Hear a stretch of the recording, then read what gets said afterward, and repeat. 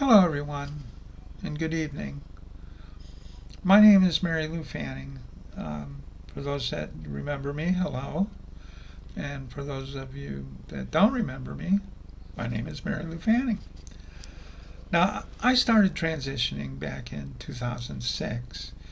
And for obvious reasons, I realized at that time that I was probably never really going to be as passable as I might have wished. And I knew that, I would have to endure occasional forms of humiliation, but I never thought that what I thought was that I was going to be immune to any attempts to make me feel less than a woman by insensitive or rude remarks. Not that I didn't get them, but they didn't happen that much, and I never really let them bother me. And then after about 8 years, it finally happened to me.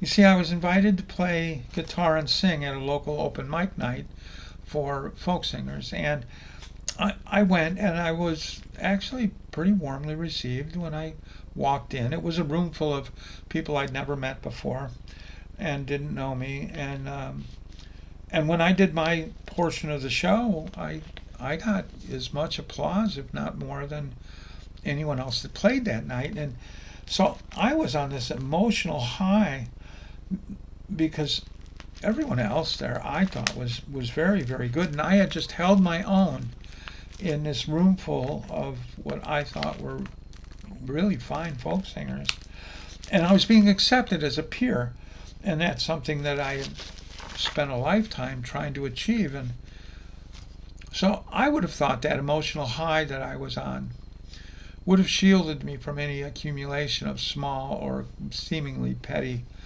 little hurts. But for some reason that night, it was just getting to me.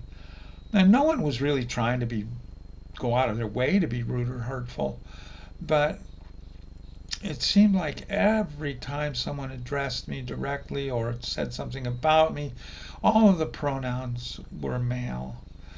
And after a while, every he and him and dude and various references to me as a male and not a female began to cut like a knife. And then, after asking the female bartender where the bathroom was and being directed to the men's, oh, that one really made me start to feel it. Up to that point, my feelings had just been a little bruised, but that little arrow, and fired by a woman no less, really went right to my heart. I started to feel uncomfortable, and then the final blow came as we're all leaving, and I was standing outside the front door with Mike, the guy that organized and invited me to play that night, and it was his show, and then he was asking me if I wanted to come to the next one, and this drunk from the bar across the street was just getting into his car, which happened to be parked not 10 feet from where we were standing. And he jumps in with, "Hey, what are you, a man or a woman?"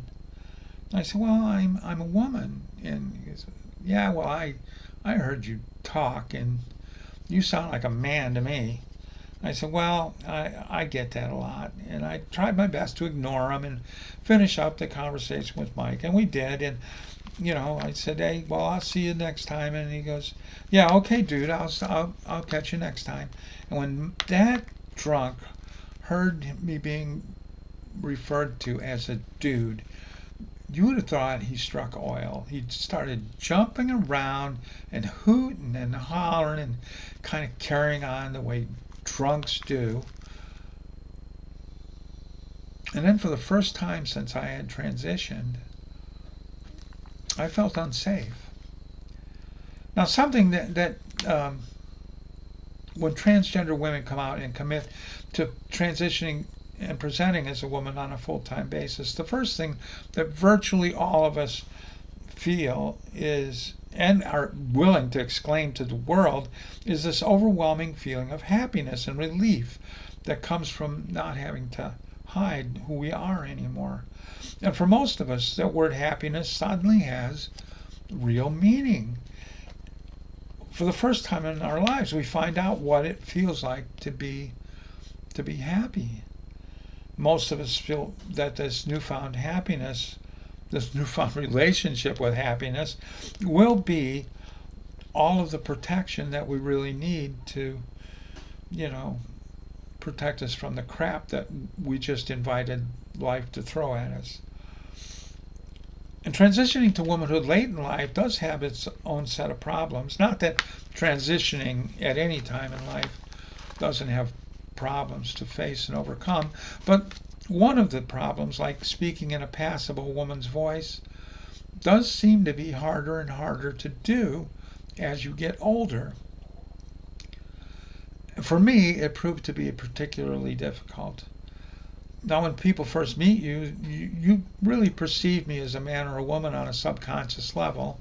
You don't have to really think about it, and it's my looks and my voice that really gives your brain all the clues it needs to tell if I'm a man or a woman.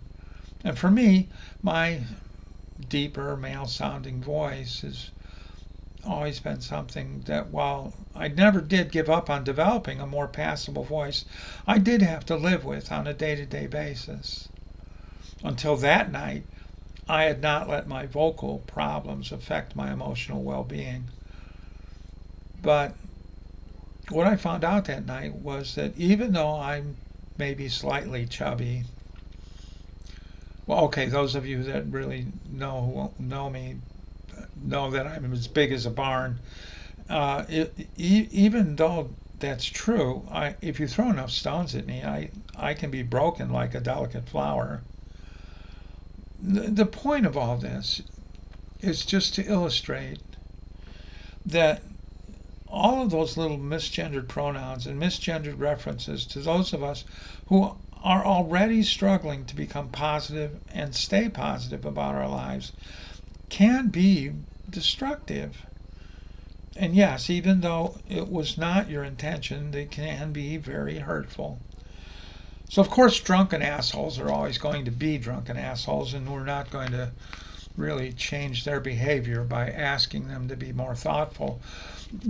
But what might be effective, what would be very helpful, is that if the vast majority of the rest of us, people who value polite society, might try to keep in mind that the nicer, kinder, gentler, more respectful kind of society that we're all striving to live in might include just a little bit more attention to the fact that I am a woman now and not a man in a dress.